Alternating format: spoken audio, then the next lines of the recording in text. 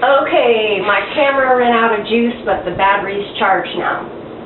Okay, so I have a type.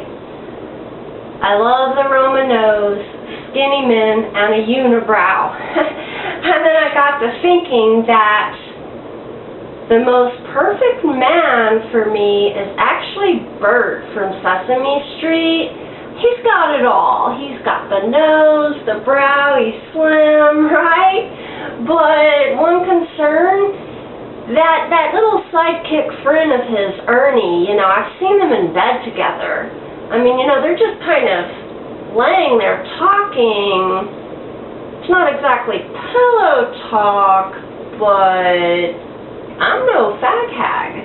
I mean, hey, I mean that with, I mean that in the nicest way.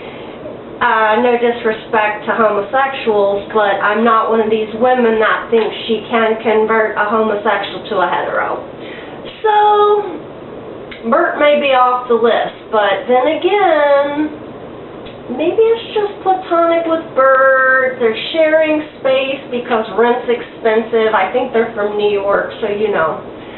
So anyway, I was thinking about these types we have and everything, and I've got it bad for their Roman nose. I've always thought it was very, very handsome, but I'll tell you why.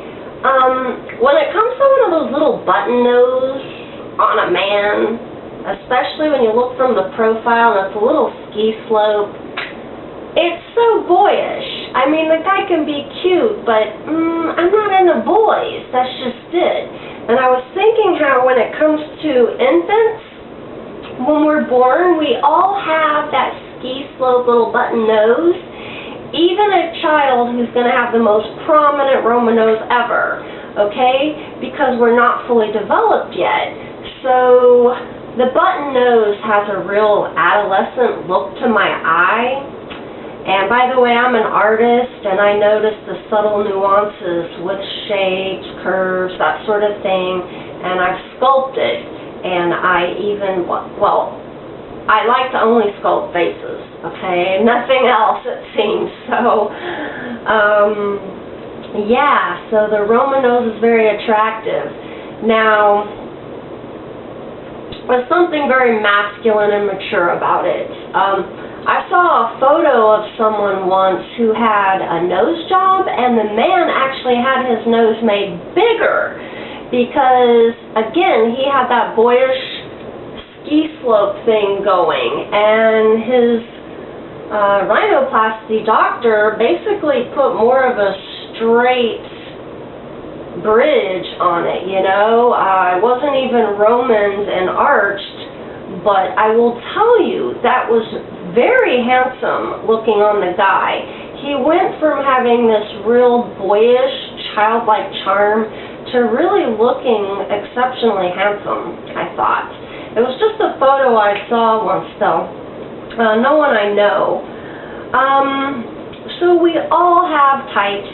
Well, not all of us. Some people, I mean, I can find the beauty in all sorts of things, but I'm specifically talking about sexual attraction, and this really goes back to the science of beauty and the beauty of science, just like Richard Dawkins was talking about sex selection, and there really is something to this, and beauty is in the eye of the beholder. Like, there are people, they've teased me about the unibrow thing, especially. Fuck them. I think they're adorable. I just do. There are places in the world that take great pride in sporting a unibrow, and the man it's a sign of his vitality, and he's a man. And some people are disappointed in those cultures if they have little tiny eyebrows. Now, here in our country, men are metrosexualized to the point of absurdity, and I hate what a lot of y'all are doing with your eyebrows. They are totally overly manicured. I know you think it looks better to my eye, and remember, I have the eye of an artist, and I notice the subtleties. You're feminizing yourself. okay? I'm not attracted to femininity. I'm a hetero female attracted to masculine, mature men. And this thing you guys are doing with tweezing, you're not just tweezing off your little unibrow, you're doing all kinds of action and you're trimming, and it just looks funny, okay? Hair has a feathering quality, it's not just a blunt cutoff, okay? Same thing with our hairline, it's not just this hard line, there's this feathering action. So when you start tinkering with that, it does not look natural, not to my eye. And what a lot of you guys are doing, you are tweezing so much in the middle, you have migrating eyebrows. They're just looking further and further and further apart. It looks freakish to me. I'm just going to tell you, okay?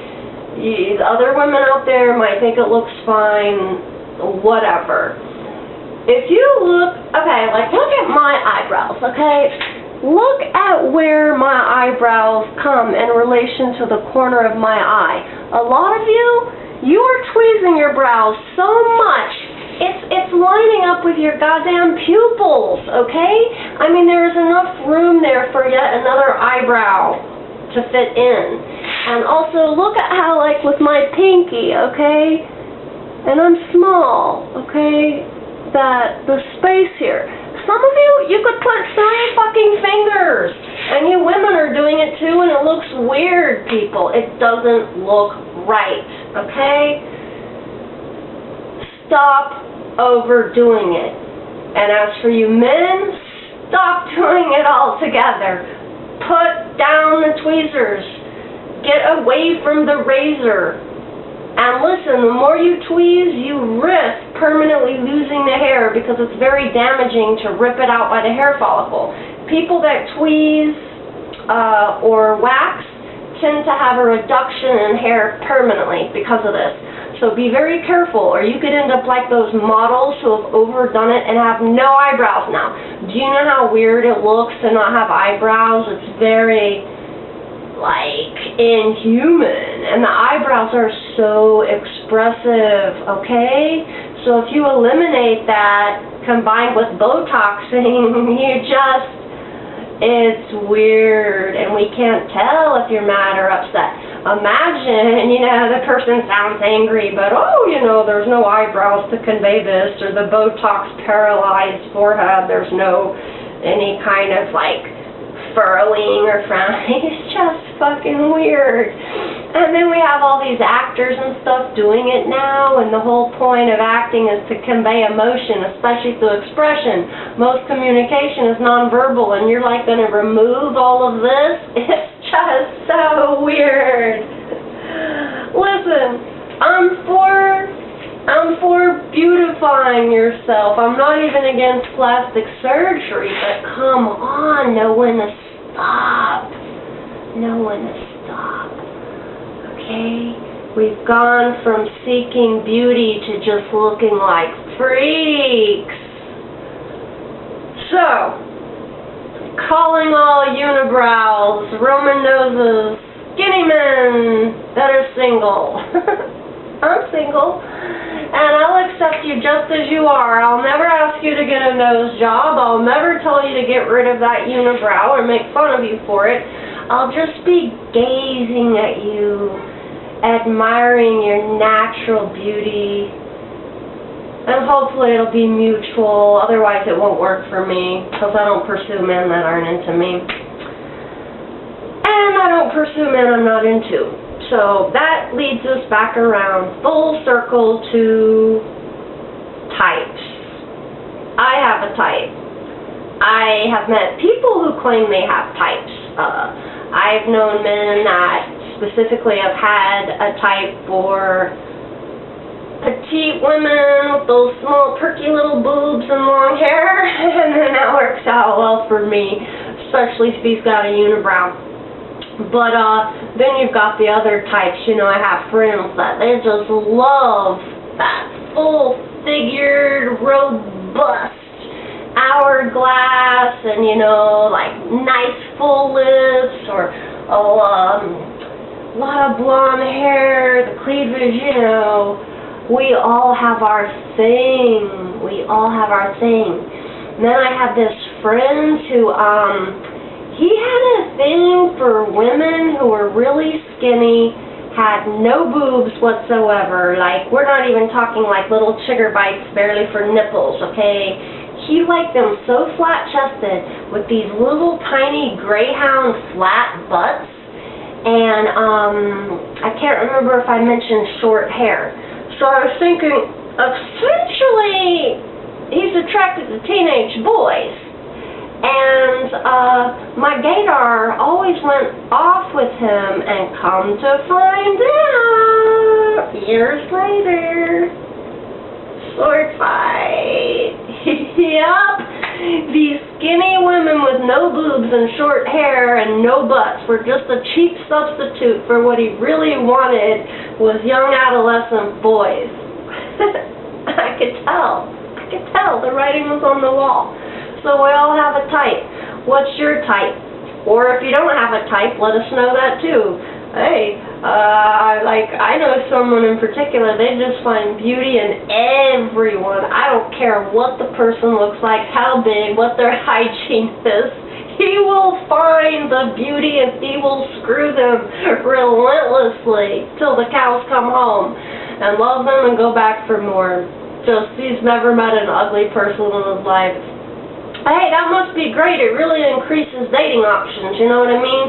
Whereas look at me, it's like, oh God, pickings are so slim, but hey, I don't want to settle, so I'll just hold out and wait. Meanwhile, I'm still celibate after how long? This is the longest dry spell ever. But you know what? It beats like hooking up with people you're not really interested in, and waking up with coyote love, or having to put a bag on their head and yours too, in case theirs falls off. And then a triple up, you might want to turn the lights out in case maybe your bag falls off. No one wants coyote love. No. Okay, well, thanks for tuning in. Until next time, happy dating. May your luck be better than mine. My luck's gonna turn around though. That's what this video's for.